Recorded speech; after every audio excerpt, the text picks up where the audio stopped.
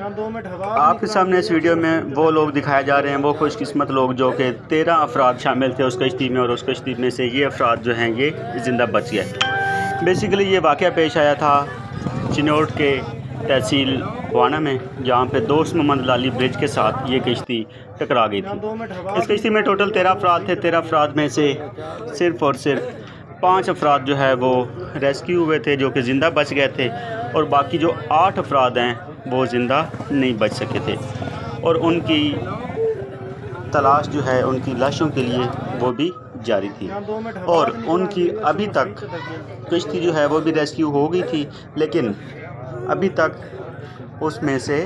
کچھ لوگوں کی لاشیں بھی جو ہیں وہ ابھی تک ریسکیو نہیں ہو سکیں، وہ لاشیں بھی ابھی تک نہیں مل سکیں۔ یہ جو خوش قسمت بچے آپ کو دکھائے جا رہے ہیں، جو آپ کو نظر آ رہے ہیں، یہ لوگ اس واقعہ سے، اس حادثہ سے بچ گئے سے، یہ زندہ سلامت نکل آئے تھے۔ تو یہ بیسیکلی 5 افراد جو ہیں یہ اس میں سے بچ گئے تھے، باقی جو 8 افراد ہیں، یعنی 13 میں سے 8 افراد جو ہیں وہ اس کشتی میں سے زندہ نہیں بچ پائے تھے، اور ابھی تک بھی ان کی لاشیں جو ہیں وہ مکمل طور پر نہیں مل سکیں۔ 2 دن گزرنے کے بعد اس کشتی کا جو ملبہ تھا، جو یہ کشتی تھی، اس کشتی کو وہاں سے دریا سے تلاش کر لیا گیا۔ اس کے لیے چنوٹ کی انتظامیہ نے بہت کوشش کی، بہت اسٹرگل کی، بہت ایفرٹ کی۔ ریسکیو ٹیمیں جو ہیں وہ دن رات وہاں پہ موقع پہ رہیں، اور وہ اپنا کام جو ہے وہ کرتی رہیں، لیکن وہ ان سارے افراد کو بچانے میں ناکام رہیں، کیونکہ یہ دریا جو ہے یہ بہت بڑا ہے، تو اتنے بڑے دریا میں سے کسی لاش کو نکالنا، تلاش کرنا، وہ بھی جو ہے اتنا آسان کام نہیں ہوتا۔